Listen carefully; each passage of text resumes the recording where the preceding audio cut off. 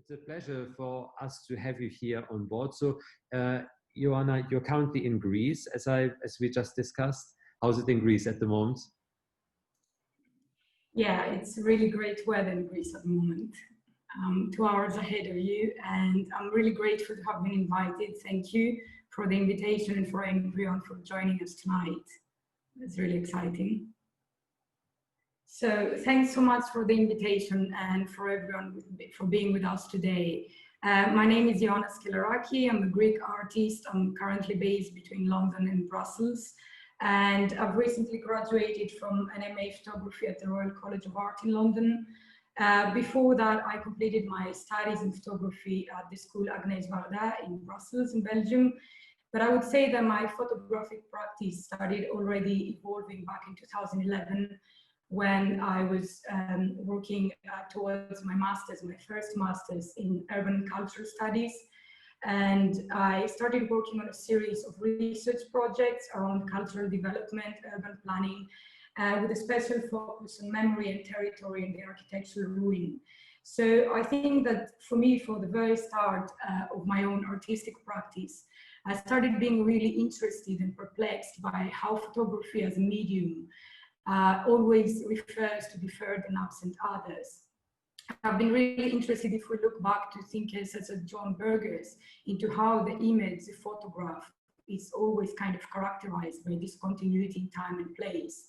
So coming from also a journalism background for my BA, I would say that my whole making process has been revolving around this coupling of writing and image making, but the actual artistic practice itself was more kind of, I was more interested in this affirmation of ambivalence and mystery within the photograph and my work, rather than a certain sort of looking into photography as a representation of reality or a justification of a kind of documentary process of the work.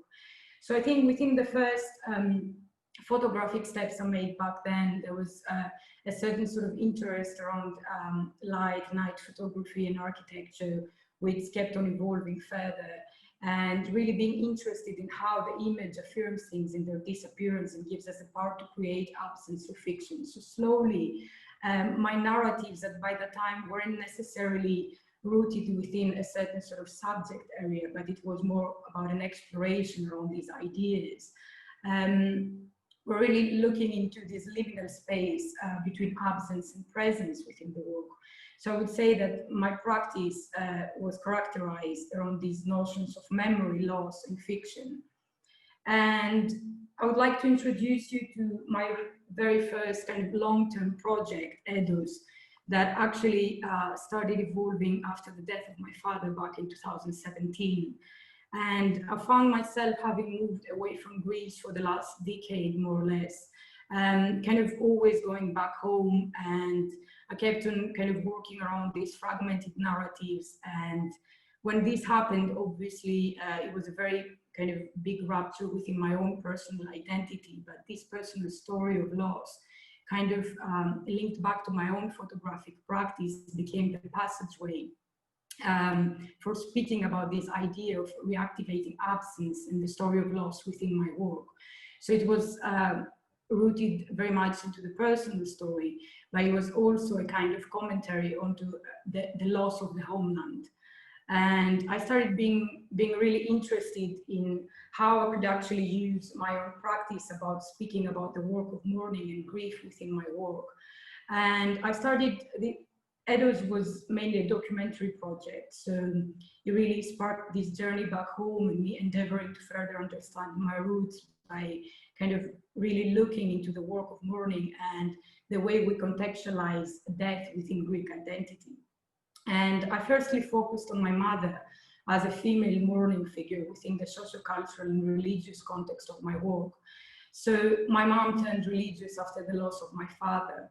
And I found that there was a certain sort of performative element within the work that started slowly unfolding itself and speaking about this idea of staged emotion and a performative way around the way we're dealing with loss. That is exactly how grieving works, is a certain sort of open-ended cultural enigma around death that we're trying to find a resolution or solution through religion, perhaps different sort of spiritual practices.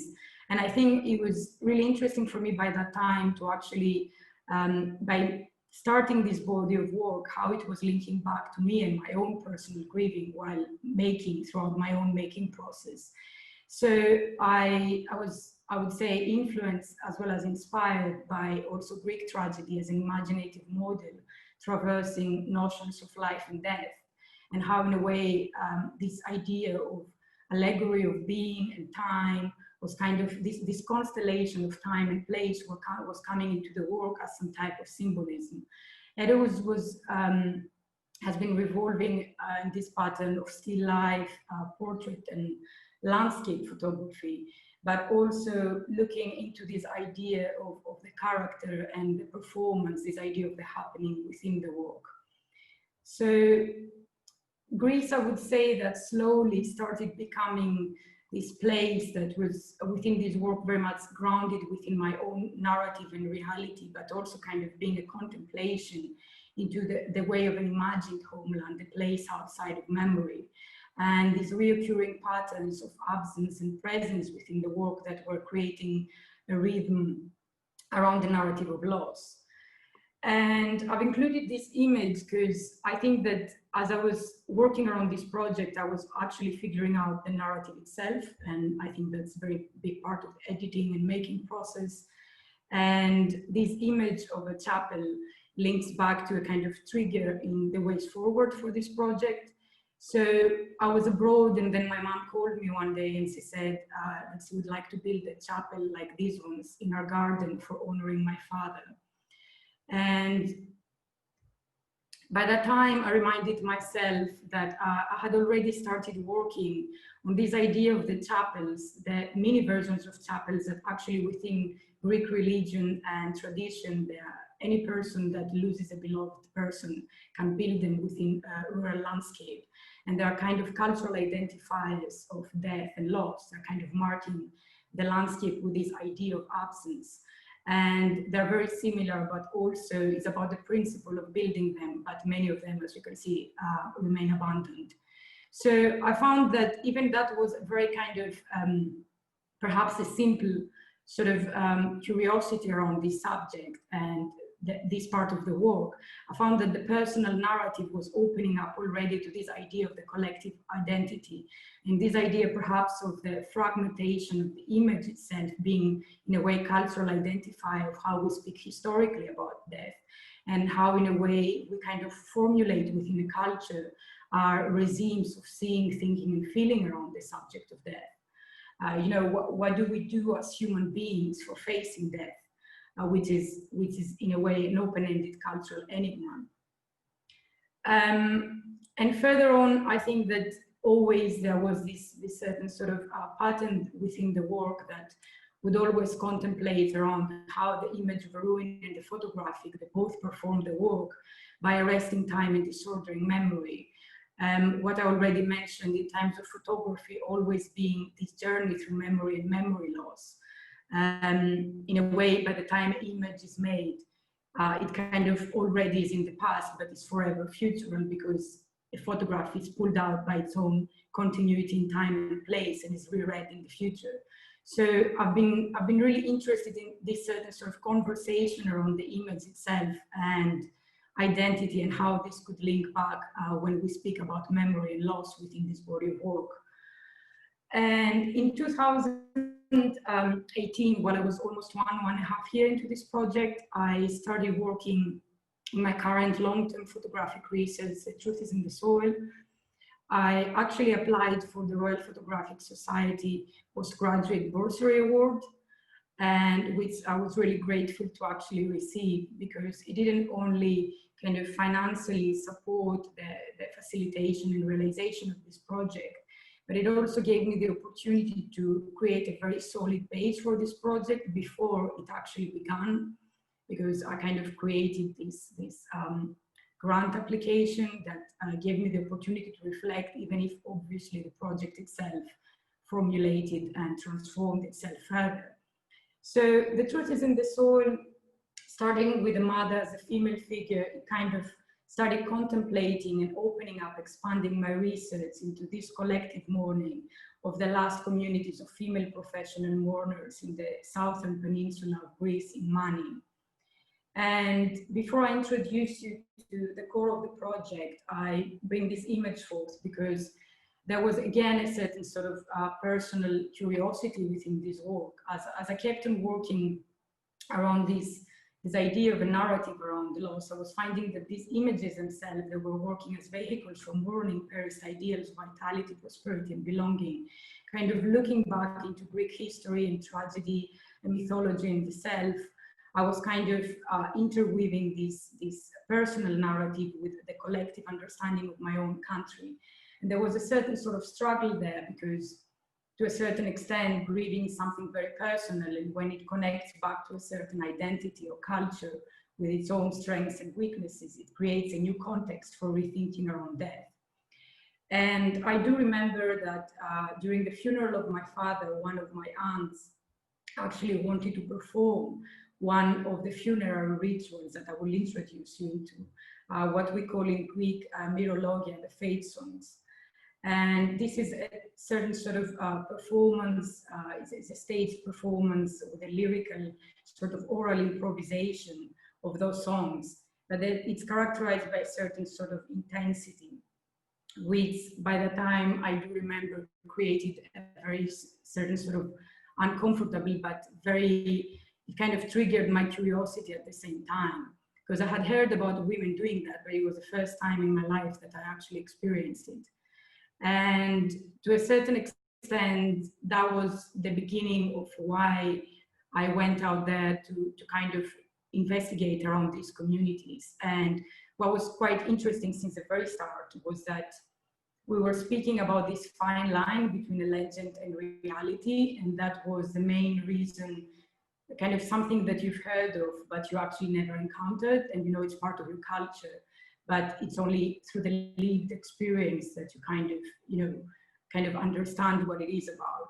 So I would say that my role within the communities was a certain sort of interest, curiosity, and observation, but also the idea of these women obviously being very old and not having passed this certain sort of funerary tradition to the next generations of their daughters or granddaughters. So in a way, the disappearance of a tradition around death is the death of, a custom of death. So it's really interesting how culturally, as well as in terms of a fragmented history around death, it creates a new discourse of looking into the contemporary reality of how we mourn. And within the communities, I spent quite some time in a series of journeys in Mani Peninsula, the series of small villages that I'm not from that part of Greece, so I spent quite some time to kind of introduce myself to the women, find my own intentions and kind of my own personal inquiry of what this project is going to be about, except for being a certain sort of documentation of the women. And these are some of the portraits. As I said earlier, I was really interested in this idea between staged emotion and performance. And the idea of how, if we look into a ritual, is this moment that there's a suspension of time, is when bodies and emotions come together to perform death and afterlife. So there's a certain sort of mystery within a ritual that even by the way it's performed and the way it's experienced, it cannot even be understood or resolved. It's about this moment of an extended contemplation while being in that space. And then bringing that back to the image, I wanted this suspension of creating images that perhaps were images where death could exist. So this conversation around space and time and the constellation of time was something that was kind of a cross-cutting discourse within my work. I mean, in terms of my own research, also linking back to the conversation between language and the image, which has been interesting me quite a while in terms of how these women that usually throughout antiquity they were actually uneducated women, but they had a higher role within the communities because of those performances. They were actually performing these oral improvisations of their fate songs that they are the songs about death. So there's a certain sort of even linguistic rhythm in the songs that is about this idea of formulating a language about death.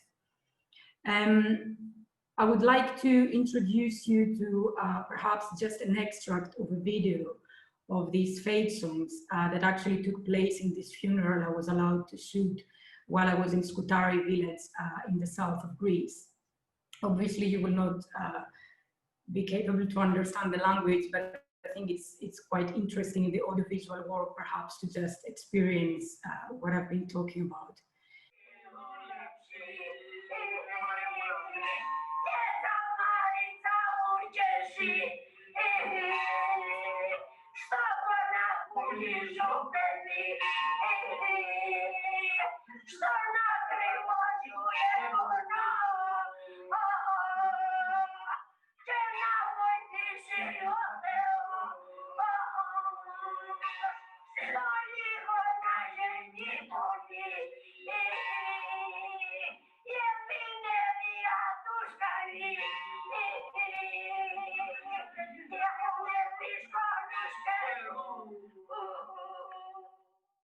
Could I ask, Ioanna, was this a professional mourner, or was it a relative of the deceased person?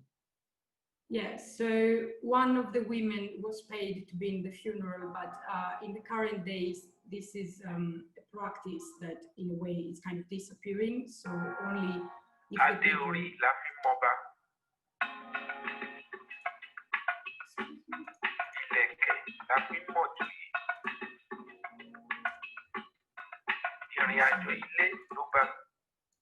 I'm really sorry, there was another video playing. Is this okay? That's all great, all super. I'm back now. At least now we know your favorite type of music. No, it was quite random actually. There was, yeah, a kind of different rhythm to what I just saw. So, yeah. So within this funeral in Mani Peninsula, the specific one, because I had the opportunity to actually visit the family at a later stage. It's a kind of personal practice if the women would get paid or not nowadays. It's kind of honorary action to give money to them because of what they carry out, but the communities are quite small, so it's a kind of personal exchange. Some of them actually, I ended up being in this funeral because the man that is in the photograph is actually the one on the left, is a very famous performer, and he's one of the only men that I actually managed to have within this body of work, and he lives back in Athens, and he was called specifically for this funeral. So this also within these communities of people coming from that part of Greece and have moved to other parts, it seems like there's a certain sort of togetherness, even in funerals within bigger contexts, for instance, in places like Athens, not in small villages. So it's all about, you know, reviving and keeping the tradition also amongst them, which is quite interesting. Yeah. So I'd like to introduce you to how the project, by the time I kind of moved forward from this documentary process, started evolving. And for me, that was a big turning point because I was quite excited and very satisfied to have completed the first part of how I was seeing this first phase of the project, a certain sort of narrative that is very documentary and grounded into reality. But then when I went back and I spent quite some time with my work, I was coming back with the same questions of how this idea of fantasy in a transformed space around loss, fabrication, around grieving, where were they within my work, except for my own kind of, you know, mental construction and thinking process or writings. So I think this image, which is actually entitled Nix, the Night, all the figurative portraits of the mourners borrow their names from Keres, which are the mythological creatures that personify death in ancient tales. It kind of created a space for me to contemplate around this idea of memory and memory loss.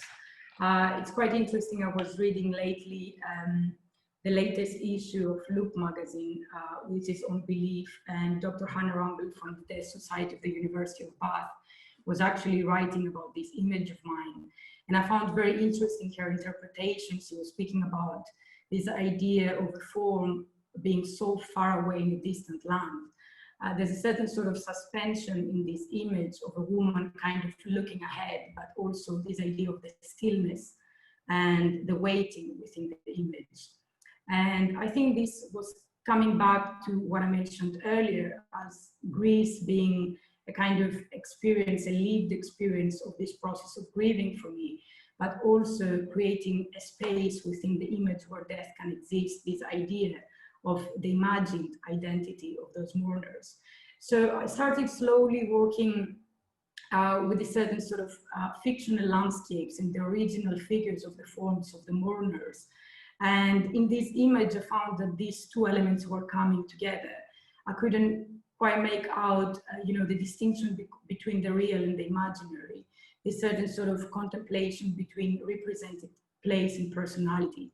Also, by the time I was kind of writing my thesis back at the RCA, I was writing a lot around French literary thinkers such as Maurice Blanceau, the idea of the self as other, the idea of exteriority and disturbance of represented place and personality. And I was finding that all these different elements of my research somehow, for me personally, were starting working together and kind of interweaving this narrative within my work.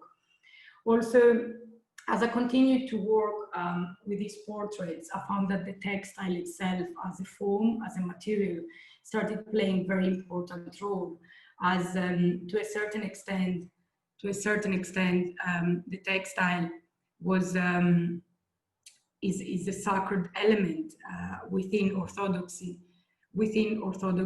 and kind of it's revealing as well as concealing. The women are dressed with that, but it's also part of how, for instance, sacred objects are kind of handled.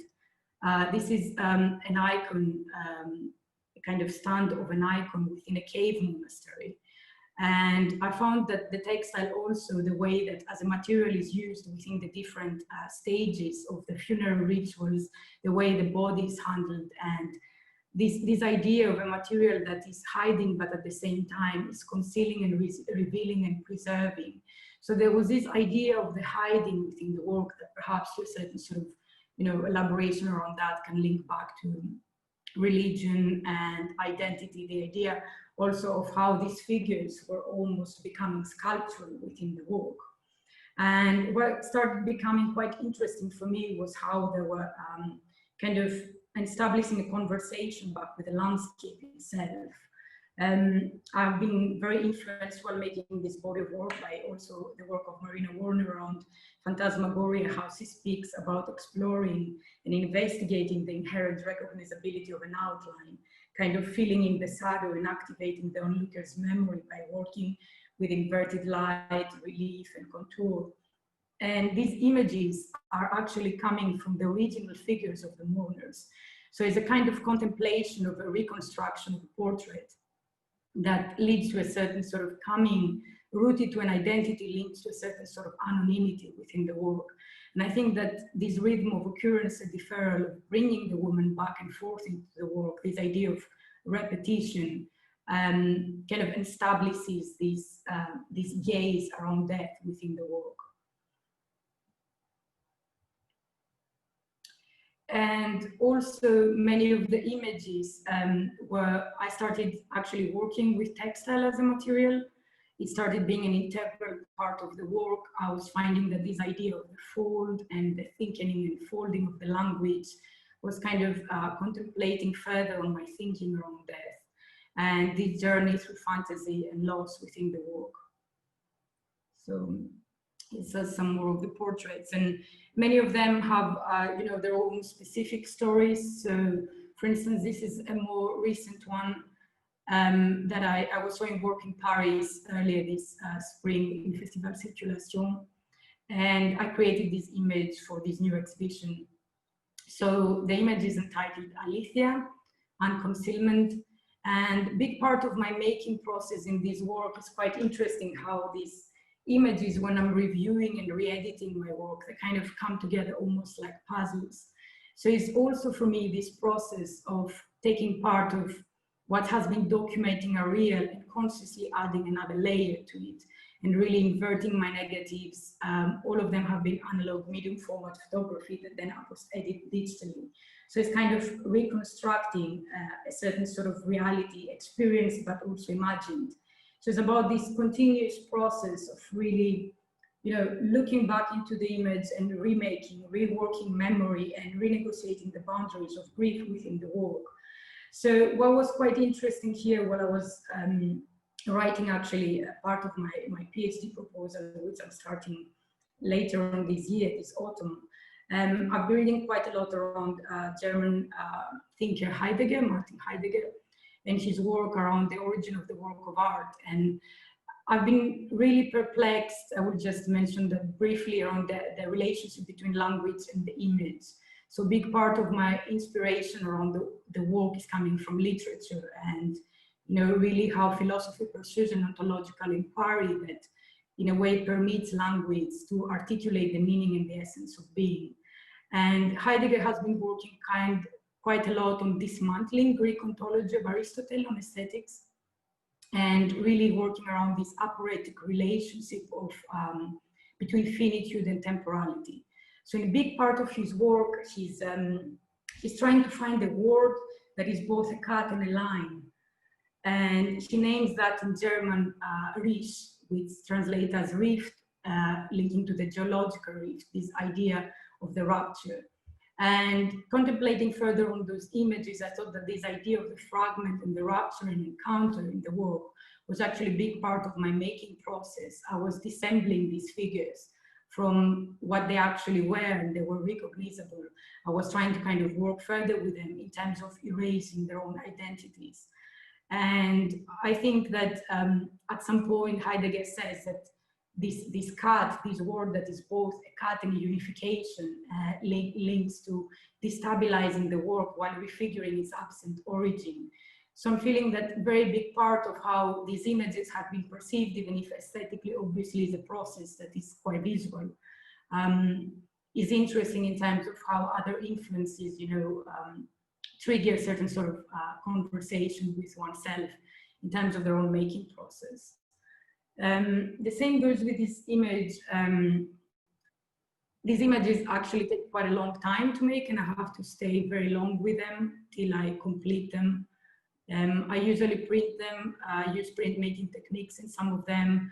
They might look quite different in the way they're framed. I'm working quite a lot with, as an image, as an object, with handmade frames and kind of creating objects around those portraits.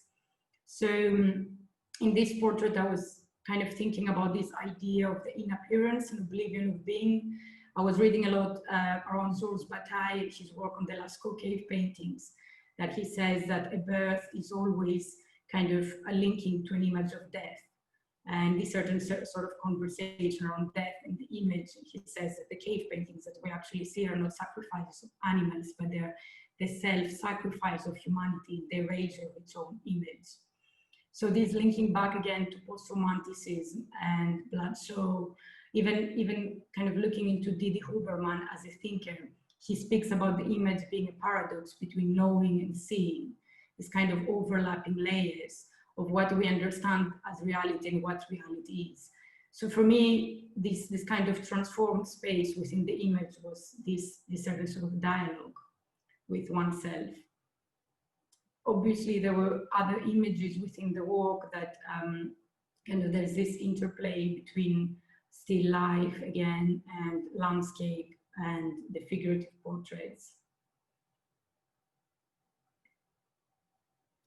And I included also this image because I feel that starting with the story of the chapels, this idea of kind of construction of a shrine, of an object that is a kind of speaks about death. This is a still life that is kind of constructed through the different layers of it. But I have named this image Sacred Altar. So it's my own version of kind of going back to the work and how I had seen this idea of something that, you know, is secretive and hidden, but it's also revealing, or maybe not, you know, this idea of what we keep inside. And is this image was a kind of response to an earlier stage of my work in a very much abstract and conceptual way. So I think that the work slowly started opening up in a way. The image was opening up into the outside, this idea of death being a space that is you know, not yet defined, this idea of abstraction and the figurative, kind of making their own dialogue that you cannot, perhaps, you know, it's not as easy to recognize or listen to, but it's quite strong in terms of, you know, what it causes. Something happens. And big part of my work has so far been presented, you know, in different settings. This is Les Rencontres de la Photographie in Morocco. I just include a few images. This is a recent installation at TJ Bulting that I'm actually including new work as well. My work is on the left. And this is a very different setting in Greenwich Studios in London. We turned those large-scale windows into light boxes of various images of the work. And obviously, coming back to the book that has been developing quite a lot from the very early stages of the dummy, but I think the book is also a journey on its own. The work usually has been presented, both the documentary part of the work as well as the figurative portraits. So you kind of create this conversation, not only in terms of timeline within the project, but the dialogue between the two in terms of how the one has informed the other and has kind of opened up this certain sort of conversation around lost memory and fiction within my work. So within the book, just briefly to mention that I've been recently working quite a lot with the archives of my father that were found after his death. And this is a series of images. My dad was a sailor, so it's a series of images from his journeys away. Big part of the archives is shot almost 40, 50 years ago in Japan. And is this idea of looking back into the archive as a kind of question of the future. The idea of images that are not made, but I encounter. And I kind of bring back into the work as a conversation around what is lost and what is gone and what is kind of, you know, reinterpreted in terms of, you know, the figure of the father.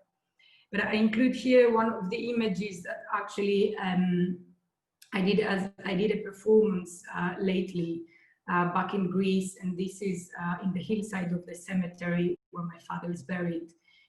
So this is the textile covered figure of my mother, kind of printed in this large-scale textile, and one of the faces of the mourner that she's gazing at. So it's this idea of the gaze and kind of representation, the different layers of the work, the textile, and the idea of the turn back and the more confrontational approach, the way it's been, you know, elaborated further within the project, as well as the place where everything has happened, the place that's actually real, coming back into the work. This idea of the different layers of death and interpretation. When we think about memory, when we kind of look into a person that is gone in our minds, how do we reconstruct an image? And it's all about what we remember forgetfully. And photography is part of this process. It will always remind us, but it will always be a reminder of what we forget. And I just introduced these images in terms of how the book also has brought forth. So this is my dad on the right, is an image that was made back in 2015. And I didn't even know that was part of any project. It was already part of this kind of crossover of conceptual documentary within my work back then. This is in their bedroom.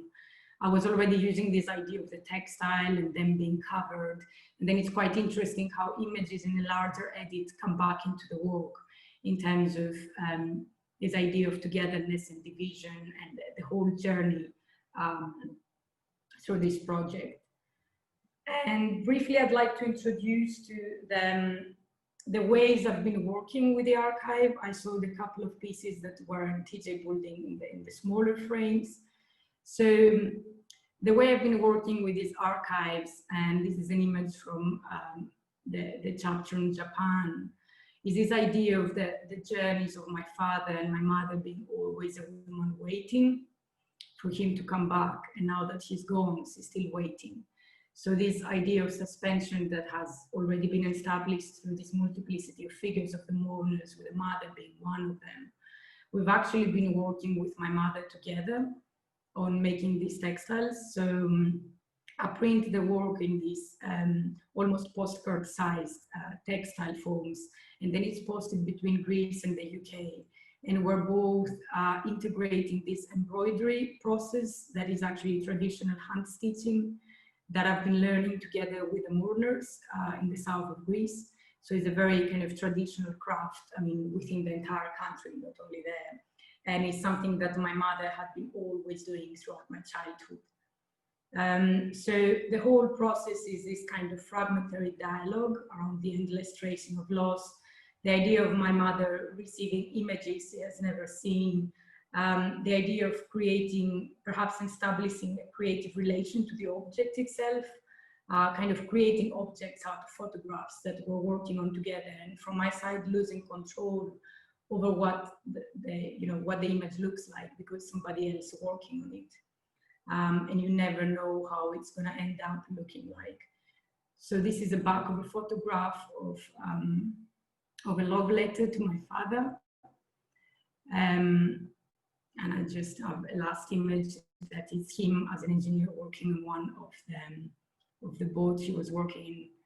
So the whole idea with embroidery, which is very much ongoing, I'll be showing part of this work in my first solo show in Berlin during the European Month in Photography this October, is really kind of revisiting the image from a very different perspective of kind of looking into this, also establishing this relationship around grieving process and encounter together with my mother, who has been, the initial figure and starting point and motivation into, developing this body of work, and my father, who is, what the project is actually has been about. So that's from me. I hope it was interesting to listen. That's what I've put together for today. Thank you. Thank you so much, Ioanna. I mean, really for sharing this amazing body of work with us. I'd like to invite everyone to ask some questions. So we've got the live chat on the right-hand side.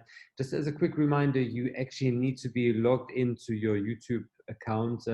Maybe you can, if you would like to ask an urgent question, you can maybe even create a YouTube account on the spot.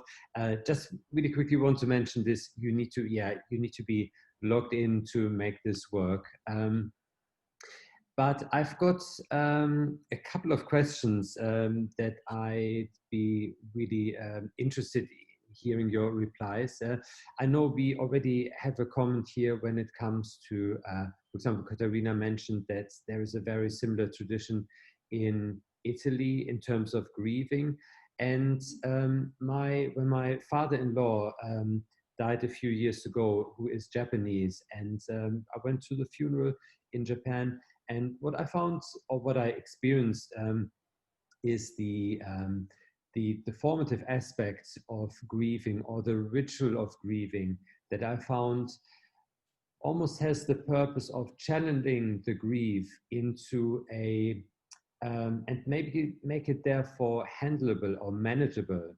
Yeah, so I think if ultimately grief, if there would be like no formative aspect to it, and you would just completely release the tension and the grief itself.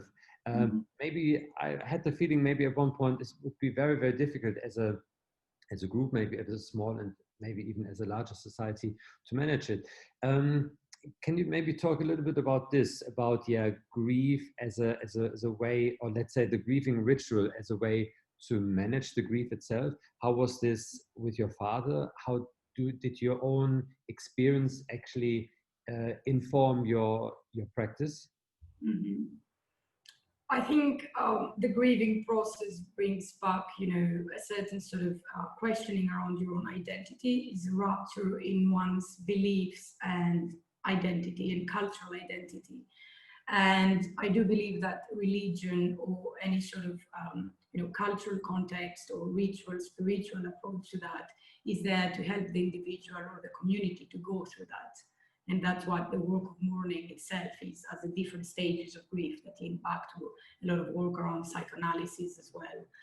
And when you don't find this sense of belonging in the way you're facing death, it was quite interesting for me. I was showing this work in Latvia at some point, and someone mentioned that, their own religion doesn't, or culture and identity doesn't provide any framework as such. And she has said, she had people, going, they didn't know what to do with themselves, or where to go after that, what would be the way of facing that. So, I mean, throughout, history and culture within our different frameworks, there have always been ways of paving a certain sort of process. And I think that's where the ritual comes. As I said, is a way of creating a mental space for one to exist, to kind of, pass over. That's what people believe. Death is something that we can only imagine, we have never lived. It's already something that is, mental and spiritual in terms of its own existence. So it's about creating this space that perhaps for me, through this project, I kind of more observe people in terms of how they do that, without necessarily belonging within the family or within the community or within the country in that. But I do have to say that for me, it has been a struggle in terms of how strong it is within my own identity, where the boundaries are for the individual, especially when you don't belong in any of those things, but there's a certain sort of respect around the way they happen.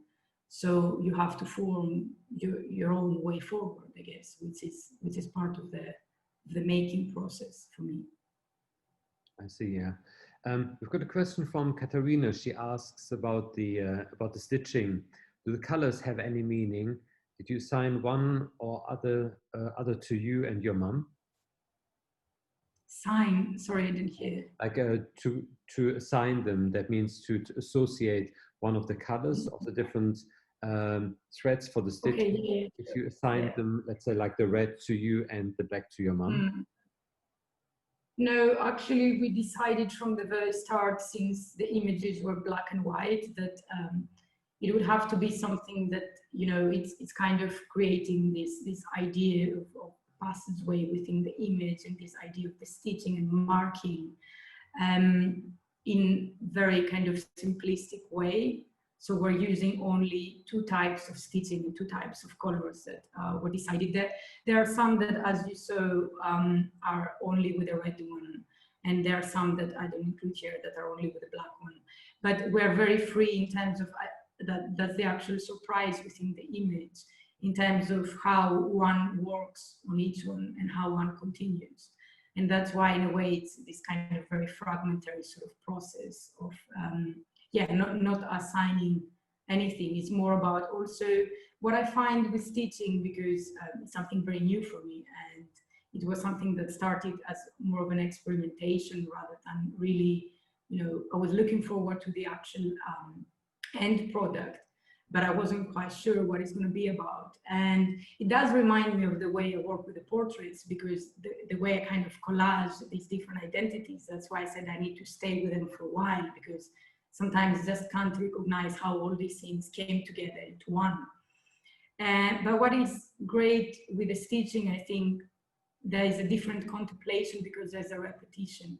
And this repetition is about the process of, I think it just takes your mind away from what you're actually doing, which is very different than shooting photographically or editing work, or for me is a very different process. So it's interesting to see, for instance, in this one, what each one just decided, to pick up. And is it about importance? Is it about visual? Is it about, just is kind of more paradoxical, spontaneous action, just repeating and getting away this weight of you. So I think it's also kind of cathartic process, perhaps, the way we've discussed it so far. So I see. I've got another question about the actual the work that you performed on the images. Some of them remind me a little bit of Christian icons. That means the small religious paintings. And can you talk a little bit about the actual work, what you've done to the images? Some seem to be a form of a collage. Some of them seem to be like a photo montage. Can you talk a little bit about this? Yeah, sure. So there are parts of the images that are kind of putting together on the image, relayering and rephotographing or projecting certain parts of the image. And there's a post-editing process, like digitally, that actually layers parts of the work. So it's like a digital collage, but then it really depends which one we speak about, because this is an actual composition.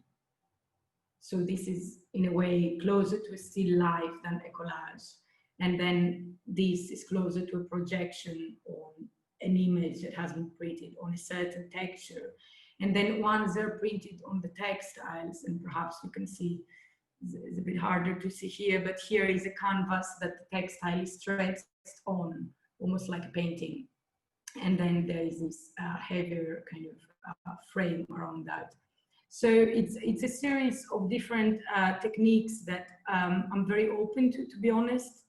As the image is kind of going further into my own making process, I'm very open in terms of, I don't establish the same, perhaps the images, the more images I've made, this multiplicity kind of reminds of the way of how they come together, like visually. But then in terms of my own making process, there's very different elements that have come together in each case. And I'm quite open to that as long as I find it. As I mentioned earlier, there are some that for me, in terms of narrative and my own involvement to the making process, it's almost like I imagined an image when I was reading about something and when I have shot something and how it comes together. So it's more about this process of how they come together, because, for instance, this one was a great surprise to me in terms of how it eventually ended up being. So yeah, there's different processes which actually keep on exploring. I received another question here that asks about if there were mourners at your father's funeral, and if you actually took part of the mourning process at your father's funeral together with the participants. I think I mentioned that because it was a very significant kind of emotional state for me within the project. Like, the funeral has been for quite a while for me a very big fear of mine. I never knew who I'm going to be or what's going to happen in that. And I mentioned the mourning because it's something that stressed me out immensely in terms of someone doing that within such a personal moment. And at the same time, I was very, very much understanding and comprehending my own culture of why this happens. So it was this idea around logic and emotion and, you know, the state of being in the context coming together. Finally, my aunt didn't do that in the funeral, but what it caused to me, the idea of the fact that she would do it, is what made me kind of really take up on this challenge and find these communities and perhaps try to understand, even if I know why it exists, how these people kind of have ownership of this, you know, this ritual and this idea of kind of, if we look back into older times, as this idea of pulling hair and crying, this idea of really intensifying the tragic element of death. And if we look into, as you said, other cultures, and it's so interesting to look, for instance, into South American culture, perhaps other cultures, in terms of how they honor the dead, and they really look into the idea of the happiness and the pleasurable moments within their life, whereas I always felt that within Greek identity is about this idea of intensifying the tragic loss. And perhaps this links even to a tragedy of what is a catharsis, kind of, getting off this weight. And so it's been an interesting process for me, I would say. I didn't participate in any of those things, but it's interesting also, I think that even in the funeral itself, I was more observing than participating. So yeah, the funeral was, however, a very intense experience for me in terms of my way of being, or this idea we spoke about roles and beliefs. So thank you so much. Thank you. All the best from London to Greece. And